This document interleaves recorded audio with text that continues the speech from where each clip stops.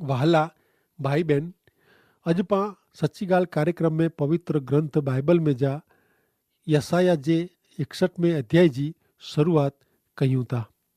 हिन अध्याय में सियोन जो नवो ना ॾिने में आयो आहे। ईश्वर जो 1000 वरे जो राज्य अची रहियो आहे। इन विषय विस्तार से यसाया 62 अध्याय में जणे में आयो आहे। ईश्वर उन्हीं जी प्रजा जो, उन्हीं जे लोक जो आनंद स्थापींदा। ईश्वर जो आनंद उन्हीं जे लोक में आहे ने लोक जो आनंद ईश्वर में आहे। लोक पंहिंजा सच्चो ने जीरो ईश्वर जो भजन कहिए था ने ईश्वर उन्हीं के आशीर्वाद ॾई ने खुश कहिए था। यसाया जो 62 अध्याय में ईश्वर प्रगट थिए उन्हीं जे लोक के हिन पृथ्वी मथां कोठी वञे अहिड़ी इच्छा जणाई में आई आहे। घणे वार लोग फक्त मुश्किली में ज ईश्वर के याद कहिए था। ही बचाव जो स्वार्थ है। ईश्वर जा बालक था गमे अड़े टाइम में ईश्वर परायण जीवन जीवी ईश्वर जो अनुभव कहिए था। बाइबल में जणाए प्रमाणे प्रभु यीशु ख्रिस्त उन्हीं जे ॿीहर अचे जे टाइम में उन्हीं ते विश्वास करींदड़ व्यक्तिअ खे पिंड भेरो स्वर्ग में कोठी वेंदा। हिकिड़ो विद्यार्थी जंहिंखे संस्कृत जो व्याकरण अचींदो न हो, उहो राति जो आकाश सामे पंहिंजी अखियूं ओची करी चए थो, जो अॼु राति जो प्रभु अचे त कहिड़ो ख़ासो। थोरे टाइम पोइ उहो कॉलेज पास थियो, हिनखे उहिदो मिलियो, इन जा लग्न थिया ने फेरी उहो राति जो मथे आकाश तरफ़ नेरीने चए कि हाणे थोरे ॾींहं लाइ प्रभु न अचे त कहिड़ो ख़ासो। मुश्किली में उहो प्रभु के अचेला जणाए थो ने जे दाम्पत्य जीवन जी मजा करेला उहो ईश्वर मोड़ा अचे अहिड़ी इच्छा रखे थो। ही आहे माण्हू जो स्वभाव। पण मित्र, प्रभु यीशु ख्रिस्त समय जी संपूर्णता में उन्हीं जी योजना ने व्यवस्था प्रमाणे पाछा अचे वारा आहिनि। बाइबल में प्रभु यीशु ख्रिस्त जे पाछे अचे जी मिड़े जी निशानियूं जणे में आवियूं हुई। हिन मज़ा जी मिड़े निशानी घणे झपाटे पूरी थी रही आहे। अचो यसाया जो 62 अध्याय में प्रभु यीशु ख्रिस्त जे पुनरागमन जे ने 1000 वरे जे राज्य विषय कुरो जणाई था उहो पां सम्झूं। यसाया जो 62 अध्याय ने तंहिंजी पहली 5 कलमूं पां सुणंदासीं। हिते लिखल आहे कि ज्यां सुधी सियोन जो न्यायपणो सवार जे अजवारे वारे जी प्रकाश नहीं ॾे ने यरूशलेम जो तारण सળગે अहिड़ी मसाल वारे जी नहीं दुखे, ત્યાં સુધી આऊं छानो रोंदो न ने आऊं आराम करींदो न। विदेशी तोजे न्याय के ने मिड़े राजा तोजे गौरव के नेरींदा ने यहोवा जो मोह ना जेको ठहिराए ॾींदा उहो नवो ना तोखे ॾिने में अचींदो। तू यहोवा जे हथ में शोभे अहिड़ो ताज ने तोजे देव जी हथरोटी में राज मुगट थीने। तू फिरी थी तजीली चवाने न ने तोजो देश फिरी थी उजड़ लिखांदो न। एतिरे लाइ कि तू हेप्सीबा એટલે કે મુજો આનંદ ચવાને ને તોજો દેશ બેઉલા એટલે કે વિવાહિત ચવાને। एतिरे लाइ कि यहोवा तोते प्रसन्न आहे ने तोजे देश जा लग्न थींदा ने जी वर कन्या के ॾिसी राजी थिए थो तीं तोजो देव तो से राजी थींदो। हिन कलम में ईश्वर अभिषिक्त प्रभु यीशु ख्रिस्त जी इज़राइली प्रजा पर जी इच्छा जणायो हुयो।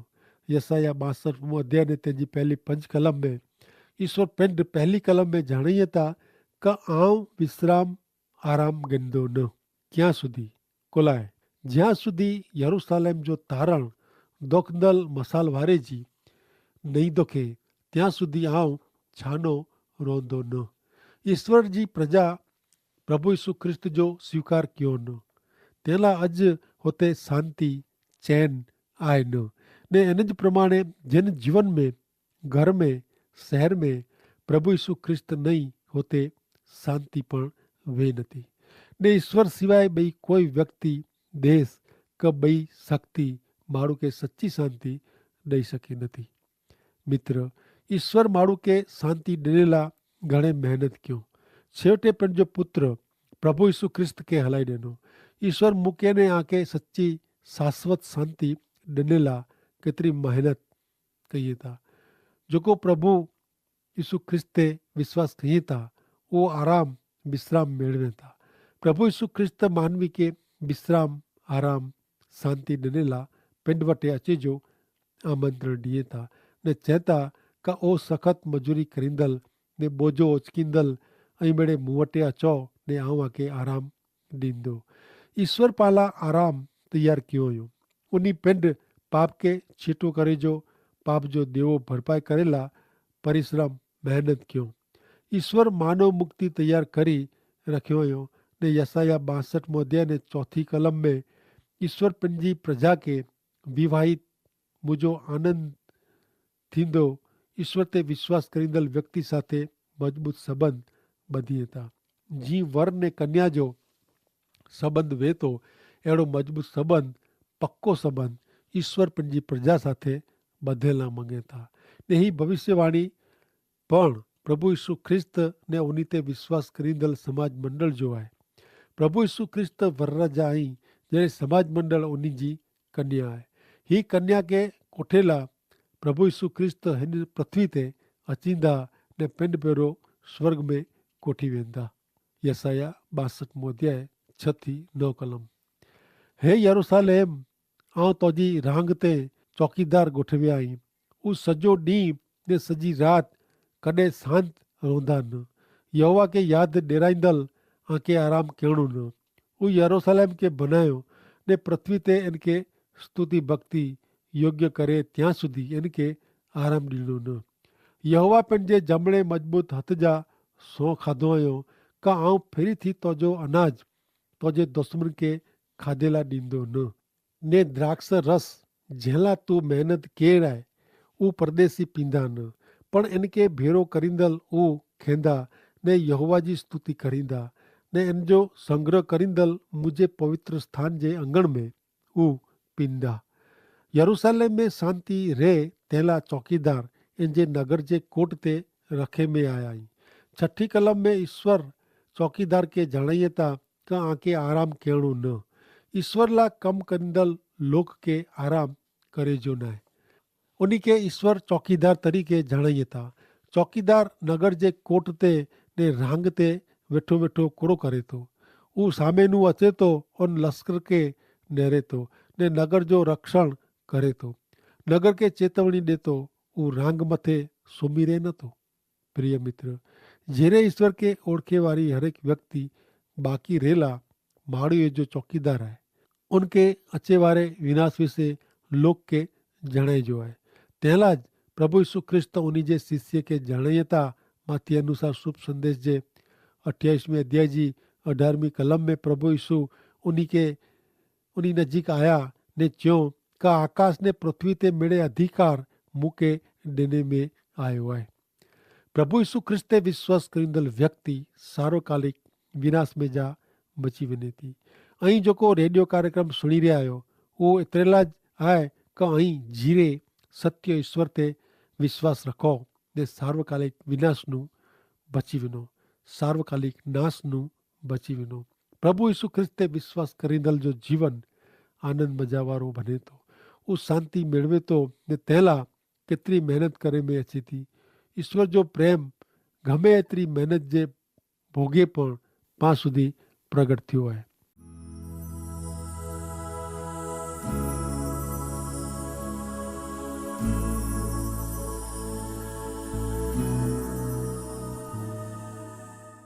देरी वणे 62 में अध्याय जी 10-12 कलम। वथाण में जा थई ने विनो लोकला मार्ग तैयार करियो, ॿधियो सड़क ॿधियो, पाइणा चुंडी गिनो, लोकरा धजा ऊची करियो, नेरियो। यहोवा पृथ्वी जे छेड़े सुधी ही प्रगट कयो हुयो। सियोन जी पुत्री खे चओ क नेर तुंहिंजो तारण अचे थो। नेर इन जो इनाम इन भेरो आहे ने इन जो बदिलो इन वटि आहे। उहो उन खे पवित्र लोक ईश्वर नू उद्धार मेळवेल लोक चवंदा ने तूं गोतेली छॾियो नयो अहिड़ी नगरी चौवाने। ईश्वर भविष्य खे ध्यान में रखीने पंहिंजी प्रजा खे जणाई रहिया आहिनि। कहिड़ो थींदो कोरो बंदो वो ईश्वर ॿधाईं था। ईश्वर उन्हीं जे लोक जो उद्धार करे वारा आहिनि। उन्हीं जी जाहिरात ईश्वर कहिए था। उद्धारक प्रभु यीशु ख्रिस्त पंहिंजो राज्य स्थापियल आहे, हिन पृथ्वी ते अची विया। पर अविश्वास जे कारणे, हा, इज़राइल प्रजा जे अविश्वास जे कारणे उन्हीं ईश्वर जे राज्य खे पंहिंजे हृदय में अचेला ॾिनो न। पण अचे वारे 1000 वारे जे राज्य में प्रभु यीशु ख्रिस्त जो राज्य ॿिनी जॻह ते हूंदो। अविश्वास करींदड़ प्रजा तरीक़े विश्वास करींदी। ईश्वर पंहिंजी प्रजा लाइ हिन पृथ्वी ते पंहिंजो राज्य स्थापींदा। ने 12वीं कलम में जणाए प्रमाणे तॾहिं उन 1000 वरे जे राज्यकाल में ईश्वर इज़राइल प्रजा खे पवित्र ईश्वर लाइ अलॻि करायला प्रजा तरीक़े ज़ाहिर करींदा। जिन हेतु लाइ हिन प्रजा खे पृथ्वी ते रखियो हुयो, उहो तॾहिं पूरी थींदी। अॼु ईश्वर इज़राइली प्रजा खे पवित्र प्रजा चयनि था, कारण उहो ईश्वर पुत्र प्रभु यीशु ख्रिस्त जो स्वीकार कयनि आहे। जॾहिं उहो प्रभु यीशु ख्रिस्त जो स्वीकार करींदा, तॾहिं ज ईश्वर इनखे पवित्र पंहिंजी प्रजा तरीक़े मान ॾींदा। प्रिय मित्र, पण मुक्तिदाता प्रभु यीशु ख्रिस्त ते विश्वास करींदड़ हर एक व्यक्ति ईश्वर लाइ पवित्र अलॻि प्रजा आहे। जो ऐं प्रभु यीशु ख्रिस्त ते विश्वास करियो था, तो ईश्वर आके पवित्र तरीक़े घणे मान वारो ना ॾिए था। पहलो पितर खे लिखल पत्र 2 अध्याय ने 9वीं कलम में लिखल आहे क कारण तैसे ऐं आजे विश्वास जो परिणाम एतिरे का आजे आत्मा जो उद्धार मेड़वो था। जेको प्रभु यीशु ख्रिस्त ते विश्वास रखे था, इनके ईश्वर अहिड़ो बहुमान ॾिए था। मित्र, पांखे ईश्वर उन्हीं जे पुत्र प्रभु यीशु ख्रिस्त जे रक्त से गिनी गणो आहियूं।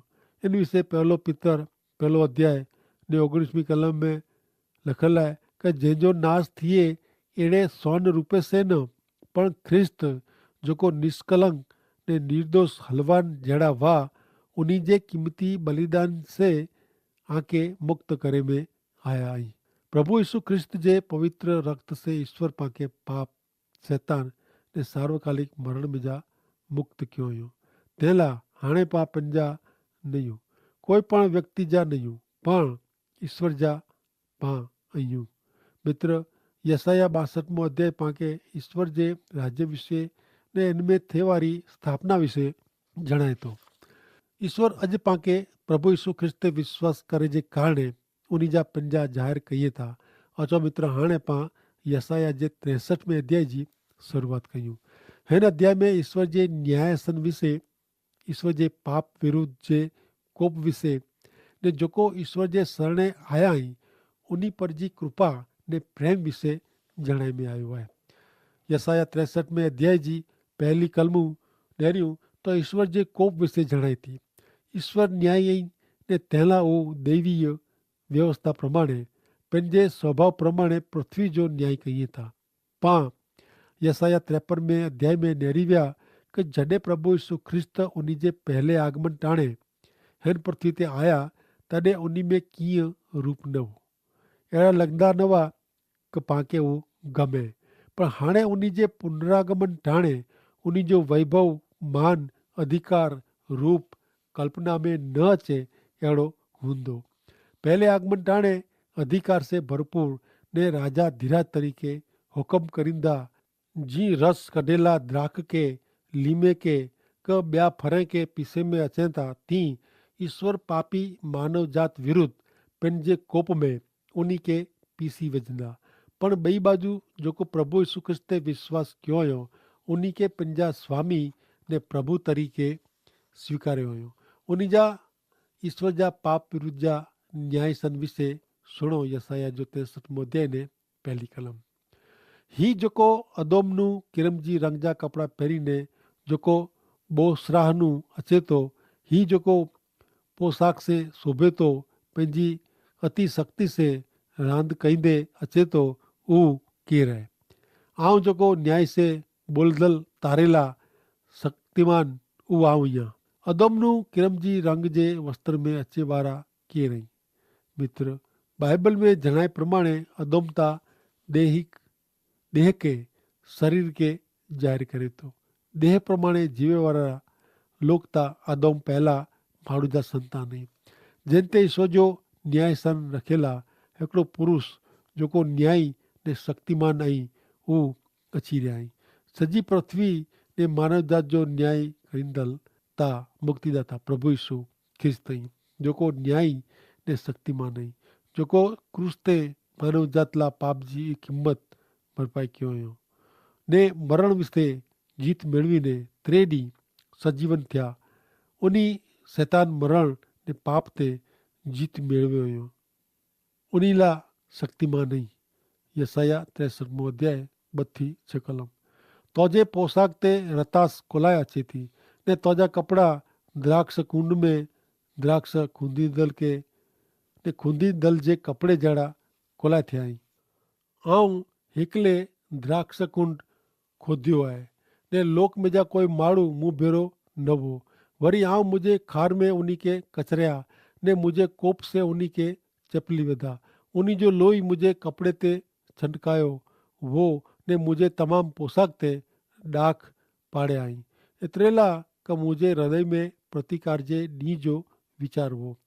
हाणे मुझे उद्धार जो वरे आयो आहे। आऊं न हुयो आऊं नेरियो त कोई मदद करींदड़ न हो ने कोई टेको ॾींदड़ पिणु न हो। उहो नेरीने मूंखे नवाई लॻी।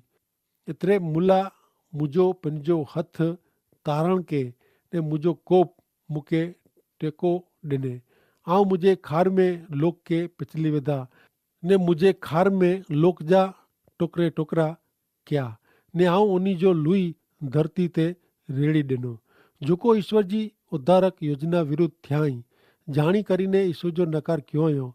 असांखे प्रभु यीशु ख्रिस्त जी ज़रूरत न आहे। असीं असांजे प्रयत्न से पिण खे बचाए गिनबो। जेको थिए वारो हूंदो उहो थींदो। अहिड़ा घणे शब्द ॿोलिया आहिनि। उन मिणीला उहो न्याय जो ॾींहुं विनाश जो ॾींहुं हूंदो। उन टाइम ते ईश्वर कीअं पण बाक़ी रखंदा न। मित्र, ईश्वर मानव बचाव ने मुक्ति लाइ पंहिंजे हिकिड़े मात्र पुत्र खे पानू पाछो रखियो न हुयो। पवित्र निष्पाप न्यायी प्रभु यीशु ख्रिस्त पां वती पाप रूप ने साप रूप थिया ने ई नास में वेंदल माण्हू लाइ अनंत जीवन तैयार कयो हुयो। पण माण्हू जॾहिं ईश्वर जे कम ते विश्वास करे नथो तॾहिं उहो जाणी કરીને पंहिंजो विनाश वहोरी गिने थो। ईश्वर जे कोप विषय पवित्र बाइबल में प्रकटीकरण जे 16वें अध्याय में जणाए में आयो आहे। प्रकटीकरण 16वें अध्याय में का ईश्वर जा 7 अनर्थ विषय जणाए में आयो आहे। न्यायी पवित्र ईश्वर पाके ईजो ईज वेनेला ॾिए नथा। प्रिय मित्र, उद्धार फक्त प्रभु यीशु ख्रिस्त मार्फते जा आहे। कारण ईश्वर पिंडज अहिड़ो निकी कयो हुयो ने आकाश नीचे पृथ्वी ते पंहिंजो उद्धार थिए अहिड़ो ॿियो कोई पण ना ॾिने में आयो न आहे। क्रूस ते ईश्वर जो कोप ईश्वर पुत्र प्रभु यीशु ख्रिस्त पां पर जे प्रेम जे कारणे सहन कयो। हाणे व्यक्ति जेको ईश्वर जे प्रेम जो स्वीकार करे नथो उहो जाणी करीने ईश्वर जे श्राप नीचे कोप नीचे अचे थो। पां सामे 2 रस्ता खुला करे में आया आहिनि। हिकिड़ो मार्ग ईश्वर पंहिंजो आहे ने ॿियो मार्ग शैतान जो आहे। ईश्वर जे मार्ग में पाप क़बूलात, पाप जी माफ़ी ने सार्वकालिक जीवन आहे। जॾहिं शैतान जे मार्ग में पाप जी पीड़ा, अशांति, असंतोष, देह जी इच्छा प्रमाणे जो जीवन ने शाश्वत मरण आहे। हिन बॉय में जा कोरो पसंदि करणु इन जो निर्णय आके पिंड के करे जो आहे। ईश्वर पिता सचो निर्णय करेला आके सहाय करियो, मदद करियो, अहिड़ी मुंहिंजी ख़ासि विनंती आहे। तंहिं उपरांत मित्र आके पण पिण खे ईश्वर जा वचन सुणीने इन विषय मनन કરીને प्रार्थना करे जी आहे। जॾहिं व्यक्ति प्रभु यीशु जे नाम में शुद्धता से ने पंहिंजे पाप क़बूलात साथे ईश्वर खे प्रार्थना करे थी तॾहिं ईश्वर उन भेरा रहंदा ने उन जी मेड़े सची अर्जू गर्जू पूरी पाड़ेला हमेशह इनखे मदद करिए था। ज़रूरु आहे सचे दिलि से ईश्वर खे वटे नमी वञे जी ने ईश्वर खे पंहिंजी अर्जू गर्जू जणाए जी। एतिरो ज न आजी कोई मुश्किली वे त पण ई प्रभु खे जणाए सघो था, मांदगी वे त पण ई जणाए सघो था। पण ज़रूरु आहे प्रभु के सच्चे दिल जी। जॾहिं माण्हू जे हृदय में सच्चाई आहे, विश्वास आहे, तॾहिं प्रभु मिड़ेज इन लाइ करे लाइ तैयार आहियूं। ने मित्र, ऐं जॾहिं प्रभु जा वचन सुणो त અહીં इन विषय ज़रूर लंबो वीचार करी जा। हाँ मित्र, છેલ્લે આ કે मुंहिंजी विनंती आहे કે જો આ वटि बाइबल न वे, क प्रेम संदेश ना जो नवो करार न वे, तो અહીં पत्र लखी मंगाए गिंजा ने हाणे सरनामो ॾिने में अचींदो उहो ई उतारे गिंजा। हिते पंहिंजो कार्यक्रम जो समय पूरो थिए थो। अगले कार्यक्रम में पाण ईश्वर कृपा से फिर मिलंदासीं। ત્યાં સુધી ઈશ્વર પિતા આશીષ ॾियो। आमीन।